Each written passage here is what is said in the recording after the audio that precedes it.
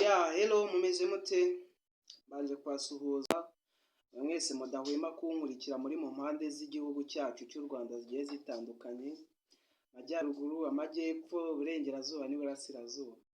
Today rero nifuje ngo mbabwire ikintu kindi ku mutima mbaganirize, ubona muri gucika intege cyane, sinzi nimba ibyo mwasabye ntari kubikora neza.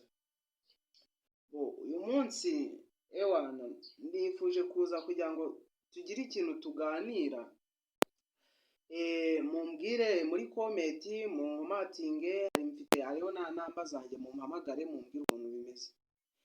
Hari ikintu ngiye kubabwira mutari muzi, gusa nyine bamwe birabatungura ariko abandi ntabwo bibatungura.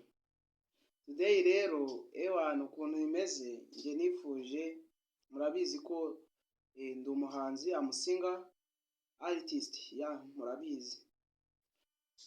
Hari ibintu ngiye gukora, ngiye kujya muri studio, ngiye gukora indirimbo, kandi indirimbo nizeye ko izabaryohera nimuza kwireba, sibyo? Indirimbo ngiye gukora ni indirimbo sekira nk'ibisanzwe, gusa nyine nimuza kwireba muzayibona kandi izabaryohera, ariko ntabwo izabaryohera nyine mutayibonye. Ndifuza rero ko mwabinyereka, mukankomatinga, mukampamagara, mukambwira ukuntu imeze, kuko gukora ibintu by'indirimbo ni ibintu bigoye rwose kabisa, biragora, habamo ibishoro bikakaye. Every time hari igihe mba ndi kuvuga ati ntabwo ndi kumwe namwe, sinzi impamvu, namwe mubinyereke ko turi kumwe kabisa. Ndi kuvuga ati mwaragiye, mwarantaye, gusa nyine nimubinyereka njyewe ndemera ko turi kumwe, kandi noneho nta n'iminsi ngaye 3 gutyo irashira ntabahereje uwo muzigo.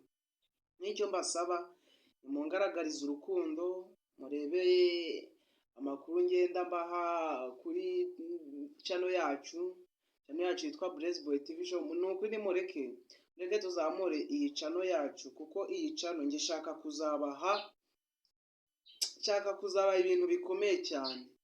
Gusa ibyo bintu ntabwo nzabibaha mutari kunkurikirana. Nshaka kuzabiyereka uwo ndi we, nshaka kuzabereka ko nanjye ndi mubo rizagwira.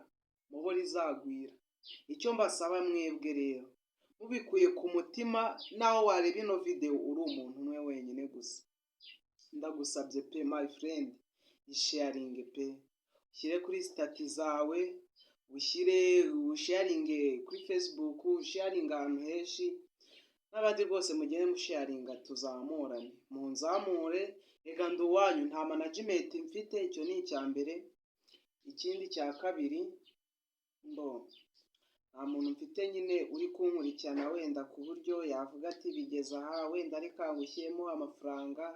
Nta n'umuntu wenda nk'uko numva bivuga ngo umuntu afite diaspora, wapi, ntawe.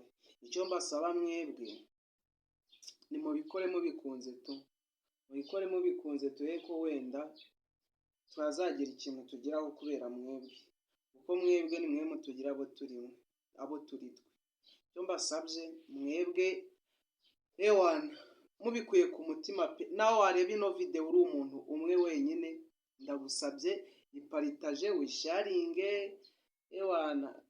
nzamura umbere management, kuko ntabafite nta kintu nakora kabisa. Ukantu rero nagiraga ngo mukarebeho, umva mubinyereke kabisa, mfashe umwanya nza hano ati kambanze mbaza abantu bankurikirana ukuntu bimeze, ukuntu gahunda zose zifashe, ndebe ko wenda ni video irarebwa. Gusa nimubimfashamo, ngiye kubakorera ibintu bitandukanye, ngiye kubakorera ibitangaza, gusa mwebwe mubinyereke kabisa guys. Muri inshuti zanjye, ndabakunda, abantu mumfollowinga ndabakunda cyane, abantu munkorera subscribe namwe ndabakunda cyane. Ndumva ibindi rwose mwambwira, tukajya tuganira nk'ibisanzwe. Ciao, turi kumwe. Ndi Blaze Boy, mbahoza ku mutima, nanjye mujye munkoza ku mutima. Ciao.